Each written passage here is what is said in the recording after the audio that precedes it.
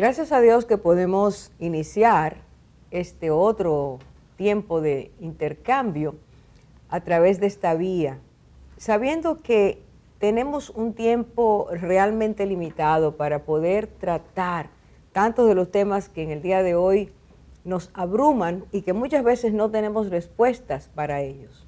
Hoy queremos, gracias a Dios, hacer algunas preguntas a una persona que es experta y versada en estas cosas, que es la doctora Patricia Acra. Te estamos dando la bienvenida, Patricia. Qué bueno que estás aquí nuevamente con nosotros. El honor es mío, gracias. Se trata, Patricia, en mi caso particular, de darle gracias a Dios porque te ha levantado en este tiempo como una mujer que por su experiencia puede ayudar a miles en cuanto a la ruta o en cuanto a cómo aprender, entender estas cosas que nos están bordeando de una forma permanente. Y justamente el tiempo de hoy vamos a estar trabajando con varios temas que partí de un artículo que tú escribiste el año pasado acerca de estas cosas que tienen que ver con las intenciones y objetivos de la Agenda 2030. Nos vamos a concentrar en niños. Y yo quiero hacerte algunas preguntas que van a parecer absurdas entrando a este tema, pero que tiene un propósito, para destacar algo. La primera cosa que te voy a preguntar, Patricia, es ¿cuáles son las razones biológicas por las que un bebé no puede comer básicamente viandas sólidas y sazones fuertes? ¿Qué es lo que impide que una mamá, cualquier ser humano, aunque viva en la jungla más remota, no le da a sus hijos ese tipo de alimentación? Bueno, lo primero es que el cuerpo del bebé no está preparado, ni a nivel de donde entra el alimento, que es la boca, o sea, no hay dentición. La deglución es automática prácticamente, la enzima digestiva y la flora intestinal no están preparados para recibirlo. Y quizás lo más importante es que la intención de la primera alimentación es la leche materna, idealmente de forma exclusiva, porque entonces esa leche materna sí prepara todo el cuerpo humano para entonces recibir la vianda un poco más tarde. O sea que sería un abuso, un maltrato, darle a un niño un alimento que no fuera la leche materna. Bueno, o leche en general. Y luego seguimos con papilla, o sea, darle una vianda sólida a un bebé es un maltrato infantil, básicamente. Sí. Mi otra pregunta es, ¿qué funciones neurológicas realmente impiden que un infante inicie su escolaridad en un quinto, sexto grado de primaria? ¿Por qué los padres no lo llevan inmediatamente, o el colegio o la escuela lo pone inmediatamente en un quinto, sexto grado?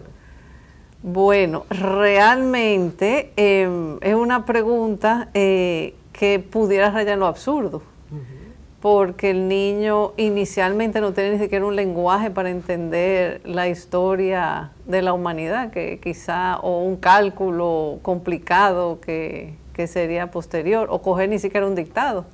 O sea que el niño tiene que pasar por un proceso de aprendizaje desde aprender a hablar hasta escribir y dirigir y tener la lógica de incluso de elaborar una frase o un texto o coger un examen. O sea, son infinitas las causas de que no pudiera. Estamos hablando de que hay funciones, si te he entendido bien, funciones cognitivas. Es correcto. Es necesario que el cerebro se desarrolle, porque no nacemos con un cerebro totalmente desarrollado. Exactamente. Entonces ese niño, por supuesto, no se puede llevar a un quinto o sexto grado. Correcto, sí. Hacerlo, que sería absurdo, traería también un desbalance, una incomodidad a un inconsciente, al niño, de estar presionándolo para que vaya a donde no debe y que trate de responder como no debe. Sería traumatizante, eso sería otro caso prácticamente de abuso, sí, infantil. Bien. Correcto. Lo cual estamos diciendo, al ver estos dos ejemplos absurdos, que regularmente, de forma natural, los adultos no inclinamos, no forzamos, no empujamos a un niño a un crecimiento fuera del contexto natural de lo que es su desarrollo establecido por Dios, de hecho. Claro. Esa es nuestra creación, ¿verdad? Tratar de hacer lo contrario siempre cae en el área del maltrato. Correcto. Bien, hoy vamos a estar preguntándole algunas de las cosas que tienen que ver con lo que hoy realmente es un maltrato hacia el niño, hacia su desarrollo. Y quiero que en el próximo segmento, que vamos a empezar de inmediato, hablemos más detalladamente de eso.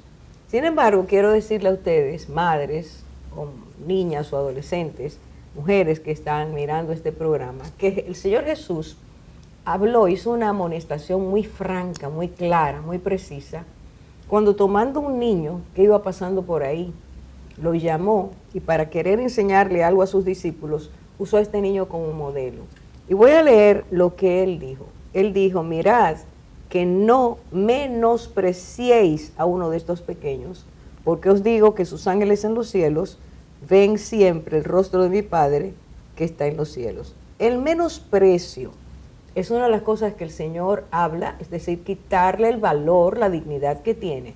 Pero voy a hablar de otro versículo que está en el capítulo 18 de Mateo, versículo 6, que dice, y cualquiera que haga tropezar a alguno de estos pequeños, vuelve el Señor a decir pequeños, no han crecido todavía, no tienen la experiencia, no tienen la capacidad. Alguno de estos pequeños que creen en mí, mejor le fuera que se colgasen al cuello una piedra de molino de asno y que se le hundiese en lo profundo del mar. Uh-huh. Yo creo, doctora, que el Señor ha hablado claro, ¿verdad? Muy claro. Muy claro. Como pocas veces creo en la Biblia. De forma muy drástica, sobre todo, que es la primera vez y única que vemos, como el Señor dice que el mal que se le hace a un niño cuando se le hace tropezar o menospreciarlo, el maltrato, entendamos, la violencia intelectual, emocional, espiritual, o las carencias de estas cosas, las limitaciones, es menospreciar y hacer tropezar a un niño. Y hacer tropezar, en el original, está hablando de distorsionar, deformar la parte interior, lo que nos da la dignidad, lo que Dios ha puesto en nosotros. Sí. Entonces queremos con ese contexto ir allí porque hay una batería de preguntas. Allí las chicas están esperándote para... Prepárate. Regresamos ahora mismo.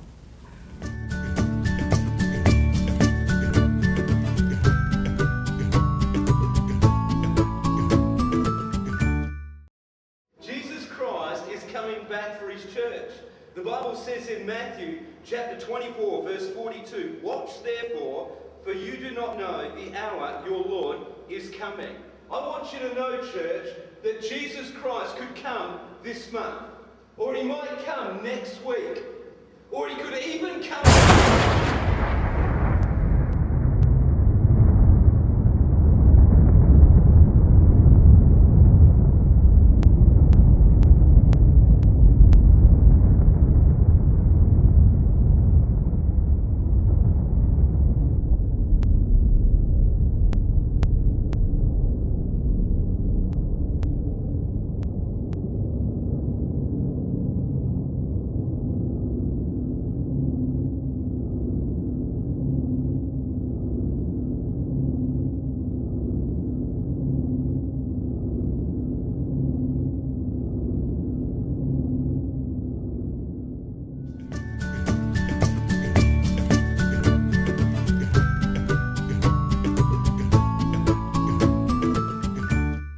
Hoy ciertamente tenemos una invitada muy especial, como pudieron ver en el primer segmento, alguien de quien aprendo, quien admiro, una gran amiga, y es la doctora Patricia Acra, pediatra enfocada en atención a adolescentes, mujer de fe, luchadora pro vida, que ha escrito varios artículos que nos confrontan a rescatar los valores, la moralidad, la fe en nuestros jóvenes, que habla contra la ideología de género, el aborto. Bueno, muchísimos temas de cuales lo vamos a preguntar. Y lo primero que quisiera, Patricia, que nos compartas este llamado que sentiste de Dios, es decir, esta lucha pro vida. ¿Cómo comienza todo esto en ti? Bueno, comienza, ahí fue que me di cuenta que el Señor realmente me sembró una vocación a ser médico, porque Fue a través de mi carrera que me hice provida y aumentó mi fe, con experiencia que he tenido, sobre todo de madres y de algunos pacientitos que en mis manos literalmente han muerto y uno de ellos contribuyó a un aborto.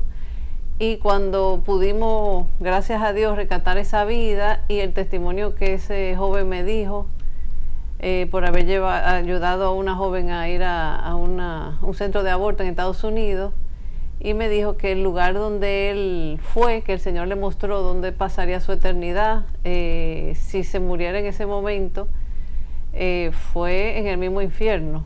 Y como así describe la Biblia, fuego eterno, llanto, rechinar de dientes, pues así mismo él me lo describió, los gritos, el calor, el fuego, la piel quemadas, y el Señor dice, la enfermera orando por ti ha permitido, he escuchado esa oración y he accedido a que tú vuelvas a la vida, pero esta hubiera sido tu eternidad de no haber sido así. Wow. Y pudimos confirmar que la enfermera efectivamente estaba orando. Era una señora bautista muy creyente y ella ayudándome a rescatar niños en el proceso de la resucitación. Ella iba orando también por ese joven. Wow. Y a partir de ahí me hice el propósito de una vida que salvemos y evitemos que llegue en su eternidad a ese lugar. Valió la pena la lucha. Y entonces me entregué al Señor en ese momento y dije, heme aquí para hacer tu voluntad. Amén. Qué lindo. Qué lindo y qué real. Qué bueno que tú lo digas, que el infierno es real. Porque en este mundo post-verdad ya nada es nada y se olvida que realmente hay una eternidad sin Dios. Sí. En consecuencia de las acciones y decisiones que tome la persona. Sí. Y algo como matar la vida, que sabemos no matará, sin embargo el aborto lo vemos como algo... Recordaba que me había hecho de testimonio, pero hace mucho. Pero entendí, ese joven sí había ayudado a una amiga, creo, a llevar el aborto a cabo. Sí. Mira las consecuencias de su vida por él. Le había pagado el aborto o algo así. Sencillamente pagado el aborto, sí. Así mismo. Bueno, pero porque él lo creía, porque en ese momento tal vez pudo haberlo frenado y lo que hizo fue de alguna forma facilitarlo, y tenía su parte en consecuencia. Pues cuando te presentaba hablaba de los diferentes artículos que has escrito y de muchas preguntas queremos hacerte hoy al respecto, así que voy a comenzar yo, porque en uno de ellos tú hablas de lo que es adaptación emocional. Yo realmente no había escuchado antes ese término y me encantaría si nos puedes explicar en qué consiste ese mecanismo que llamas adaptación emocional. Efectivamente, es uno de los mecanismos que más se utiliza en la agenda progresista. La adaptación emocional, como seres humanos, hay una escala de vínculo desde que nacemos. Es decir, el ser humano, inicialmente, nosotros podemos vivir solo y tener independencia en la toma de decisiones, pero cuando nacemos tempranamente tenemos un 100% de dependencia de la persona que, nuestro progenitor, la persona que están a cargo de ese infante. De no ser así, ese infante moriría. Entonces, la adaptación emocional es crear ese vínculo afectivo y que sea lo menos traumático posible para que ese ser humano crezca de forma saludable en todos los sentidos. Claro. Entonces, la agenda aprovecha eso. Y en vez de crear el vínculo afectivo hacia la persona, los padres, la familia, intenta hacer una adaptación emocional creada por ellos, a través de, por ejemplo, a un niño tú le dices temprano que la Navidad es el nacimiento del niño Jesús y el niño Jesús te va a traer regalitos y celebramos eso, pues ellos dicen, y yo lo creo, porque tengo 2 años y espero mis regalitos, no pienso que los Reyes Magos van a pasar por el mundo entero llevando regalitos a la humanidad. Y yo, no, es que no es posible que en camello van a venir aquí. No, yo lo creo porque mi papá y mi mamá me lo dijeron. Y yo espero ese regalito, me voy a acostar temprano porque van a llegar después de la medianoche. Entonces, el niño tempranamente no se cuestiona. Entonces, hace una adaptación emocional de toda creencia inculcada tempranamente. O sea, yo como con tenedor y cuchillo porque eso fue lo que me pusieron ahí. Me dan 2 palitos chinos y yo no sé comer. lo veo y yo, ¿cómo será con la mano que me toma esta comida? Porque a los 4 años no sé qué hacer con los 2 palitos. Claro. Entonces ellos aprovechan eso y hacen una adaptación emocional de acuerdo a su agenda. Y ahí empieza el robo de los niños y la separación de la familia.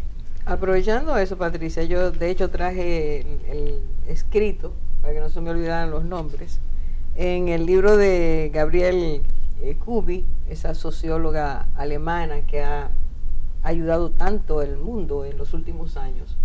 Ella cita varios investigadores de educación, voy a decir los nombres, o tratar de pronunciarlos, Richard Bowlby del Reino Unido, Alan Shore de Estados Unidos y Steve Bitfull de Australia. Y ellos afirman, son investigadores, ellos afirman que un vínculo seguro en la primera infancia, así le llaman, vínculo seguro, eso que tú estás hablando también, eso que crea confianza. Oigan cómo yo lo va describiendo. Sin un vínculo seguro no hay confianza básica. Y sin confianza básica hay una profunda fragilidad de por vida sobre la base de su propia personalidad. Exacto. Eso es lo que están haciendo eso, claro, a través de eso. Correcto. Entonces crear un vínculo inseguro con mi familia y seguro con ellos. Exacto. Entonces ya después que yo creo ese vínculo seguro temprano, ya mi familia no me va a convencer de lo contrario, ni de valores ni nada, ellos está sembrado. Totalmente. Wow. ¿Y por qué usted cree, doctora, que eso está pasando? O sea, ¿a qué se debe que ellos utilicen esa técnica continuamente en niños de esa edad, especialmente de 0 a 4 años? Porque la agenda globalista lo que desea es el propósito final, es el control de la población. Entonces, si yo lo agarro tempranamente y lo instruyo hacia una diversidad de género o hacia el aborto, que son las dos con el mismo propósito, porque una pareja homosexual no tiene hijos, y el aborto también elimina población. Entonces va a haber mayor control de la humanidad y va a haber más riqueza en los países, porque hay menos alimento menos distribución de alimentos y hay menos problemas de salud porque hay menos gente, básicamente. Entiendo. Entonces por eso todo empieza desde los gobiernos. El gobierno que tiene que ver con quién yo decido casarme o no, pero de repente el gobierno impone, el gobierno quita niños de las familias si tú no aceptas esa agenda. Y los envía a guarderías, correcto, donde esos vínculos aparentemente seguros, que terminan siendo inseguros para el niño, se fractura, en el niño se fractura la conexión padres-yo. Exacto. Y ese es un modelo copiado desde la revolución bolchevique. Exactamente. O sea que hay muchas cosas que por falta de tiempo no podemos tocar, pero para mí es una de las cosas más importantes. Si podemos, o si las personas quisieran, si tú como madre o joven adolescente quisieras aprender realmente, tienes que irte a las raíces y darte cuenta que hoy solo estamos cosechando, mala cosecha, cosas que han venido desde muy atrás y que simplemente son un reflejo en el día de hoy. Correcto. Pero, como decía esa cita, se crea un vínculo que va a dañar toda la vida a ese muchacho. Se va a levantar sin confianza. Y eso es un experimento, pero ha dado resultados. Patricia, ¿y por qué se ha puesto en marcha a nivel mundial la educación sexual a los niños desde su nacimiento? O sea, en Europa empieza desde el 0 a 4 años. Sí, desde la infancia temprana, bueno, ya vemos con Target, por ejemplo, que desde hasta la ropita de los bebés ahora dice no sé quién soy, no sé mi género, o sea, voy a decidirlo luego. Los jugueticos, incluso el unicornio, que tan famoso es, esos colores indican también. Entonces un entrenamiento del vínculo y por eso tempranamente no conviene entrenarlo. Y entonces los libros de texto llevan los drag queen a los colegios para que empiecen a leer el libro de texto a los niños. Entonces ya ellos están viendo la figura impresionante de las drag queen, llamativa por los colores que ellos ven y ellos recuerdan, la visualización le da memoria. Y entonces, no, pero nadie me dice porque yo me sentí bien en ese momento con el drag queen. Entonces, ¿por qué mami dice que no? si el colegio que es autoridad también me dijo que sí. Y para yo pasar de curso me tengo que sentar. Entonces, mami, pago, se me trae a este colegio, lo que me dice el colegio tiene que estar bien. Entonces... Son todas las asociaciones que hacen esa cabecita, ¿eh? Y qué pena eso que tú decías de Target, que algo pueda decir no sé quién soy, porque es literalmente robar la identidad a un niño. Es correcto. Bueno, pues está muy interesante. Vamos a parar un segundo para seguir haciendo estas preguntas a la doctora Patricia Acra.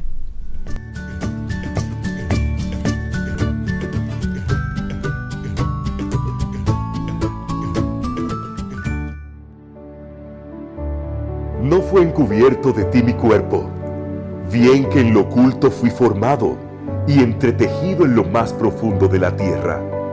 Mi embrión vieron tus ojos, y en tu libro estaban todas aquellas cosas que fueron luego formadas, sin faltar una de ellas.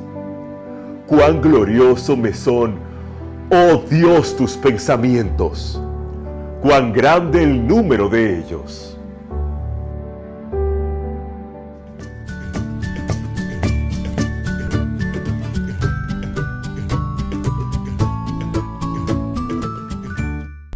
Estamos disfrutando de una muy buena conversación, diálogo con la doctora Patricia Acra, sacando un poquito el jugo a toda esa experiencia y todas esas vivencias que ha tenido en su consultorio. Yo quiero, Patricia, antes de hacerte esta pregunta, leer algo que para mí tiene mucha importancia por la persona que lo dijo y por lo que dijo, que es real.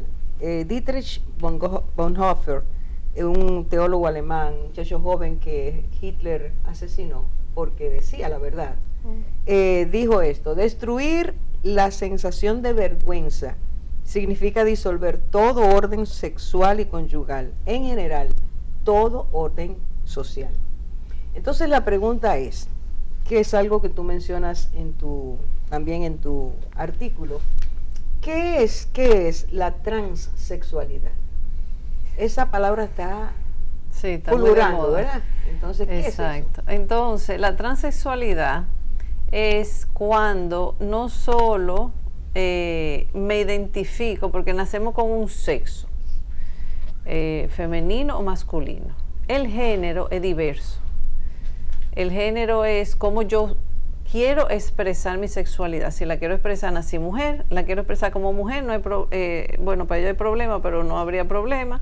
Pero si la quiero expresar como hombre, me lo aplauden y me invitan a ser hombre. Entonces, te estimulan. Exactamente. Me configuran para que mi cuerpo sea masculino o parezca masculino, porque nunca lo seremos. Entonces, nos dan la idea o proponen que sea previo a la pubertad, porque después que esas hormonas femeninas o masculinas se encargan de hacernos los cambios físicos propios de la pubertad, entonces sería más complicado hacer el cambio de sexo. Pero si antes de la pubertad yo te pongo un bloqueador y entonces te hago la transición, tú nunca vas a desarrollar y vas a evitar más cirugías y vas a evitar más problemas.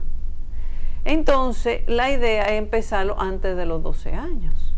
Y ya hay lugares aprobados para entonces se inicia con un bloqueo de las hormonas propias. Por ejemplo, yo soy mujer, me bloquean el estrógeno y la progesterona, lo primero, y luego me dan testosterona. Yo empiezo a desarrollar barba, características sexuales secundarias, que barba, cambio de voz, etcétera.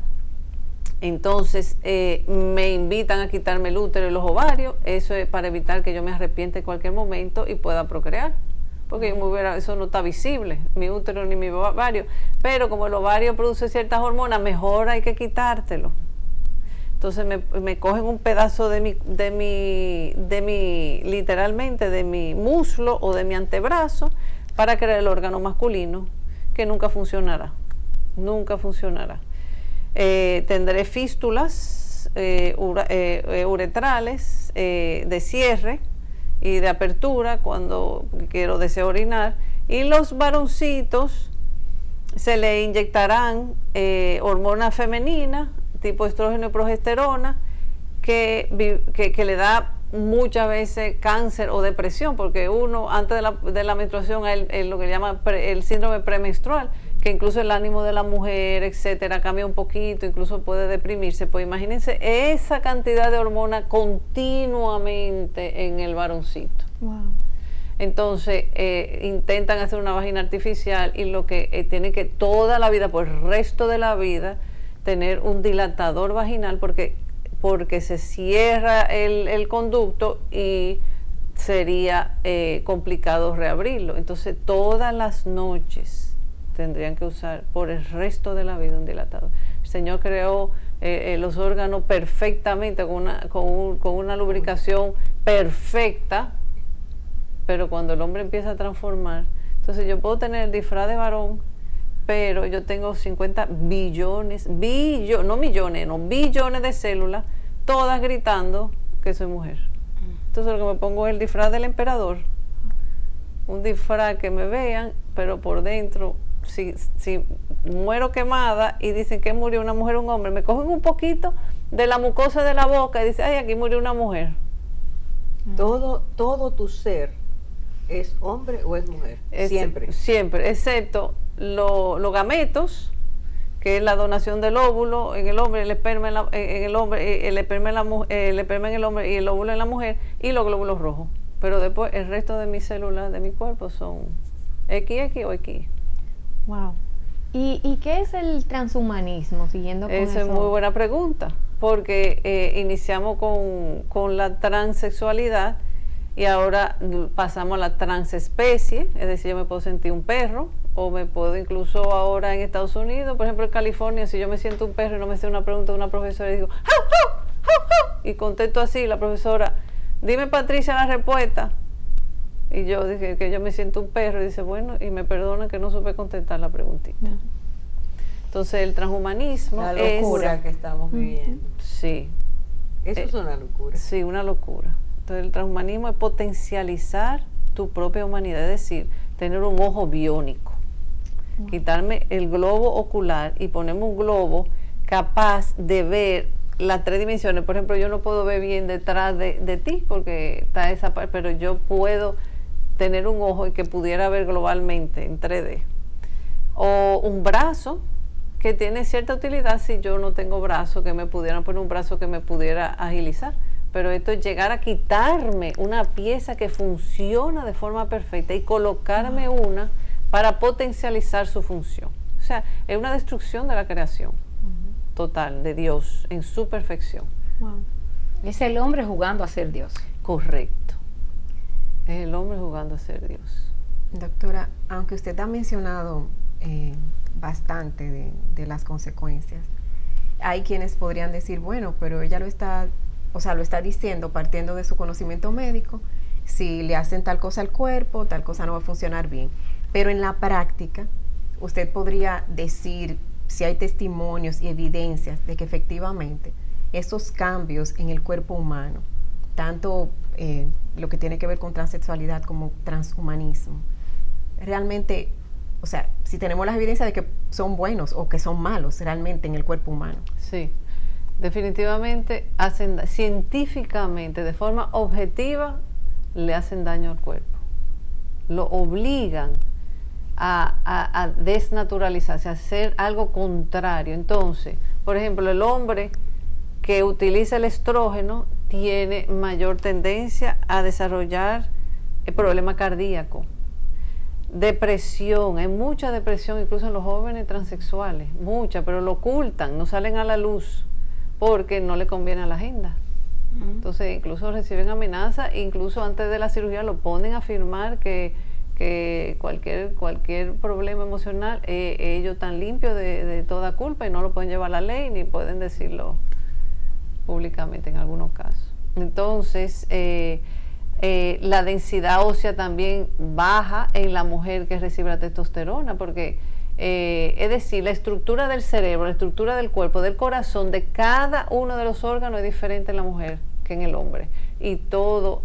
Y yo, por ejemplo, tengo 200 reacciones para un solo periodo menstrual, 200 reacciones diferentes. Sube el progesterona, baja el estrógeno, sube esto, aquello. La DHEAS sube, el LH, el FSH, son perfección para hacer el pico ovulatorio, bajar, entonces llega la menstruación y vuelve, son 200 literal en un mes. Imagínate suprimir todo eso, dar fijo 2 hormonas todos los días la misma cantidad, de por vida. Entonces la farmacéutica se enriquece, yo tengo que comprar de por vida un medicamento. Wow. Así es. Entonces gana la farmacéutica. Una cirugía de esas son alrededor de 20,000. Y más si el hombre se quiere quitar el huesito de Adán, entonces de 20 a 36,000 de ganancia. De dólares. De dólares, gracias. Ujú. Entonces se enriquece los médicos con su cirugía. O sea que no... Y eso sin contar las medicinas por efectos secundarios que he escuchado que algunos tienen que tomar también. Claro que sí. Entonces tiene que ir regularmente a hacer el laboratorio para ver las hormonas, que hay que bajar esta, hay que subir aquella, porque se está subiendo mucho. Pero, doctora, estoy oyendo y lo que estoy pensando es, de una persona ser sana, vas a ser una persona completamente enferma. Palabras sabias. Palabras Pero eso, sabias. ¿y cómo un adulto que sepa las transformaciones que un niño va a sufrir, lo somete a eso? Sí, porque universalmente los niños antes de eso tienen que ir a una cita con un psicólogo que afirma o no que el niño desea tener sexo, cambiar de sexo. En el 90% de las veces dice que sí. Entonces... Wow, pero eso es muy, perdón que interrumpa, pero yo como psicóloga sé que en una sola cita no es totalmente capaz de tú entender todo lo que esa persona te quiere decir. Sí. Wow. Y si vemos que la homosexualidad no hay gen en contra de la homosexualidad, o sea, yo no naco con un gen homosexual, no existe ningún gen homosexual. La homosexual se hace, no se nace. Entonces quizá yo tengo una disfunción con un papá y o una mamá, y eso hace que yo me vincule emocionalmente por ausencias con otro sexo. Pero yo vuelvo a recalcar, estamos hablando continuamente de que a los niños hay que protegerlos, y es así, hay que guardarlos, pero cuando se trata de esto, entonces no se ve con los mismos lentes. No estamos diciendo que estamos siendo íntegros en todo lo que hacemos, porque un niño no tiene la capacidad de entender y proyectarse, aunque le expliquen puedes tener esta o cualquier enfermedad o desbalance, no tiene la capacidad de entender todo ese mundo que no conoce, que va a ser nuevo para él. Decíamos al principio, por eso las preguntas absurdas, si tú no llevas a un niño a la escuela, un bebé, al 5º grado, aunque sea un niño inteligente, no va a poder con todo ese contenido. ¿Por qué entonces sometemos a los niños a ese tipo de cosas? A ver, doctora, y quizá la voy a poner en un problema, pero en su experiencia, ¿ha visto algún padre, alguna madre que sea protector de que su hijo quiera ese tipo de transformación? En este país, gracias a Dios, hay pocos casos. Yo tengo un solo caso de un trans, cuando uno dice trans mujer, quiere decir que era hombre pasando a mujer.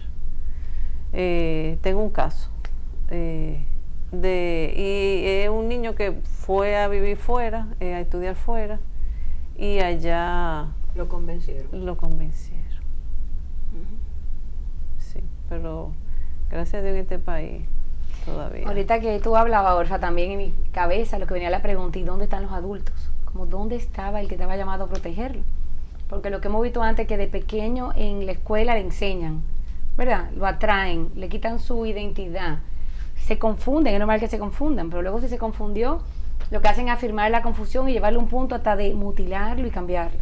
Y en ese proceso no hubiera sido mucho más sencillo, sabio, detenerlo, darle ayuda, encontrar, como tú dices, de dónde viene esa raíz, tal vez una herida que sanar. Si no hubo una atención hacia lo emocional y la necesidad de ese niño, porque lo que tú dices es, promueves a esto, lo lleva, lo cambia, por toda la vida va a tener que tomar medicamentos y por toda la vida es posible que esté deprimido. Pero si un psicólogo sugiere eso, pierde la licencia en Estados Unidos y en Europa, en muchos países. O sea que hay una persecución ideológica. Es correcto, y anticientífica.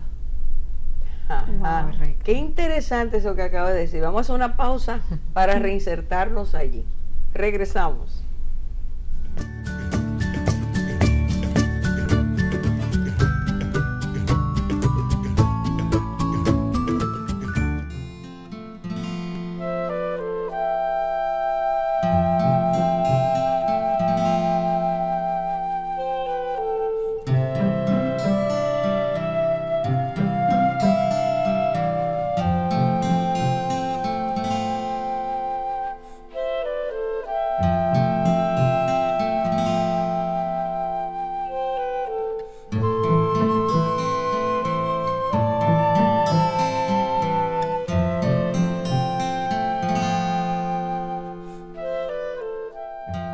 Si Él cuida de las aves,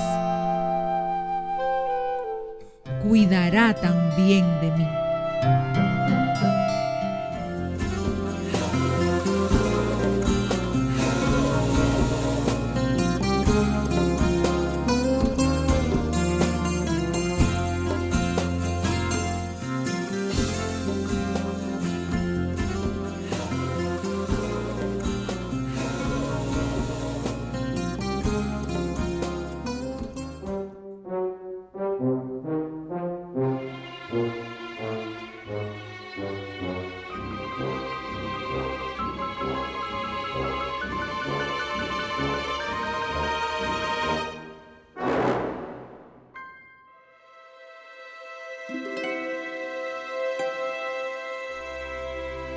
Qué vergüenza es decidir antes de conocer los hechos.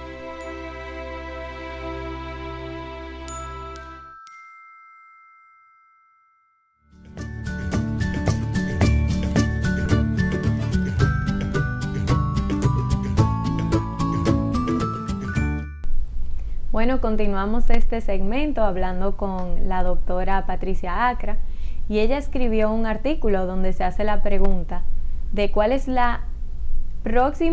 el próximo objetivo de la agenda globalista, y ella responde que es la pedofilia. ¿Tú podrías hablarnos un poquito de eso, Patricia? Sí, viene siendo la pedofilia y la eutanasia, porque la eutanasia también es una carga social, porque los envejecientes ya molestan, exacto, al globalismo, y los enfermos terminales también. Entonces incluso hay una cámara para tú darle un botoncito y entrar en la cámara y el gas acaba con tu vida. Como si fuera, antes era La cámara de gas. el último castigo a una persona que asesinaba. Sí. Entrarlo a esa cámara y ahora voluntariamente yo puedo. Entonces la pedofilia sí es la próxima agenda. Y es absurdo, porque no hay un gusto sexual. O sea, un adulto me pudiera caer bien, pero hasta que mis hormonas no sean sexual en la pubertad, yo no siento una atracción sexual con el sexo opuesto. Perdón, Patricia, no lo digas tan rápido, eso es sumamente importante. Sería bueno que los padres o las madres escucharan eso. ¿Tú lo puedes volver a explicar? Es decir, yo puedo tener un vínculo, como hablábamos, afectivo con un adulto, pero una atracción sexual prepuberal es prácticamente imposible. El deseo de yo tener un contacto sexual con otra persona previo a la pubertad, porque las hormonas sabiamente me invitan para que el género humano no decaiga. El Señor creó el deseo de la copulación con el sexo opuesto para procrear. Tempranamente no existe, definitivamente, punto. Entonces la confusión es que si yo tengo un mal vínculo, y volvemos al vínculo afectivo, y un adulto, o soy pobrecita, y un adulto del sexo opuesto o del mismo sexo me invita, me dice, ¿tú quieres comer pizza? Ay, sí, yo tengo mucha hambre. Bueno, pues entonces tú te pudieras pasar la noche conmigo. Sí, y te pudiera pasar la manita, y yo lo que pienso es un abrazo. Tengo 8 o 9 años. Sí, y además si hay invierno y tengo frío, ay sí, que me arropen y me abracen, no hay problema. y ya él pudiera considerarlo una aceptación, porque y yo incluso dice, tú quisieras tener sexo conmigo, yo no entiendo lo que quiere decir esa palabra, y le digo yo sí, porque él parece buena gente, y ya dice no, y si se lleva a juicio, dice Patricia dijo que sí, pero una pregunta que yo no entendía por mi edad. Entonces si yo consiento sin entender o con entendimiento, dependiendo incluso la forma en que el adulto me la quiera hacer, entonces ya yo consentí y no es una violación. Perdón, que a eso se le llama relación consensuada. Correcto, consensuada. Sí. Es decir, si el niño dijo que sí, volviendo a remarcar lo que tú has dicho, se le preguntó, dijo que sí, ya esa persona está libre de cualquier cosa. Sí. Pero ese niño, volvemos a lo mismo, tenía la capacidad no. de discernir entre lo bueno y las consecuencias, lo malo y las consecuencias. Ni el deseo ni la capacidad de entender. No la tiene. Y un adulto con malicia le va a hacer la pregunta de una forma que él ni siquiera va a entender bien y va a decir que sí. Sin... Pero no, que iba a decir que dijo que sí a una pregunta que nunca se le debe haber hecho. Exacto. Por ahí que bueno, pero es exactamente. Y si no se le da permiso ni de manejar, ¿cómo puede manejar su propio cuerpo? O sea, son cosas como ilógicas. Claro. Esa es la locura que estamos viviendo. Sí. Esa es la agenda que está llevando a la gente a ese punto. El asunto es, bueno, Patricia, yo te interrumpí, sigue. No, y entonces ya, por ejemplo, Irene Montero en España, abiertamente y con una fuerza en el Congreso, dice, no, que si el niño consiente, el niño tiene la libertad. O sea que ya se introduce la agenda en los países desarrollados como parte del globalismo. Sí, quitarle la inocencia. Entonces las enfermedades sexualmente transmitidas han escalado, o sea, en los últimos 3 años, incluso durante la pandemia, aumentó la actividad sexual entre los adolescentes. Y por ejemplo, lo que va de año ha subido en un 13% la enfermedad sexualmente transmitida, y yo lo puedo decir que ya lo estoy viendo más temprano también en la oficina y con más abundante. Partiendo de tu experiencia anterior al día de claro hoy, que sí. Ha aumentado. Sí. Tú dices que desde enero hasta julio que tenemos. ¿Ha aumentado cuánto? Un 13%.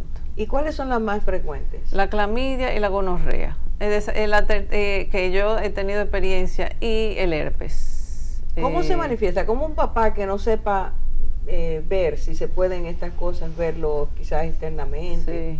Sí. ¿Cuál de ellas se puede un papá dar cuenta de que su hijo está teniendo una situación? Bueno, si el varoncito presenta usualmente disuria o al orinar tiene cierta molestia y una descarga en su partecita que se hace evidente. Hay lesiones, en la mujer es menos evidente muchas veces, hay lesiones incluso en el área, por ejemplo el herpes, da mucho ardor y dolor, y muy incómodo, incluso sentándose. El herpes desafortunadamente puede entrar en remisión, pero puede salir de nuevo. Hemos visto SIDA de nuevo, aquí no tanto, pero en el mundo ha aumentado, que era una enfermedad ya que casi... Y son enfermedades que no existen vacunas, no han podido existir porque la misma vacuna en experimentación han creado unos anticuerpos que no han sido convenientes. A pesar de que son virus, hay tantas vacunas antivirales, pero con esa no se ha podido crear. O sea que es una pena muy grande. Lo que pasa es que el concepto de la sexualidad también estamos educándolo al libertinaje, es decir, hacia el placer por placer. Y no hacia el amor. Es la corriente hedonista. Correcto. Que está provocando todo eso. Sí. Vive como tú quieras, se le suma el relativismo, Sí. no hay problema, si a ti te parece bien no hay ningún problema, Sí. tú lo has decidido.